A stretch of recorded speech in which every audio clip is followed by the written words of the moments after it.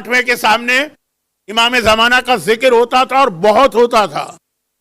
क्योंकि 8वां इमाम वो इमाम है जिसने अब ये बताना शुरू किया कि 12वें का जमाना बहुत करीब आ गया है, बहुत करीब आ गया है, तैयारी शुरू कर दो। तो उसमें ये उनका पैगाम, और ये पैगाम क्या, सर पे हाथ रख के सर क्यों झुकाओ, मौला गर्दन तो अभी से हाजिर, आ जाइए आप। अगर जान भी मांगेंगे तो जान भी देंगे, सर मांगेंगे तो सर देंगे, लेकिन खुम्स मांगेंगे वो नहीं देंगे, नमाज मांगेंगे वो नहीं देंगे, गाना हराम है ये मांगेंगे ये नहीं देंगे। हाँ सर ले जाइए, तो बेकार है, हमारे पास घर में 10-15 और पड़े हुए हैं, ये ले जाइए दूसरा लगा लेंगे। जो मोमिन का तरीका, सबकी बात नहीं हो रही,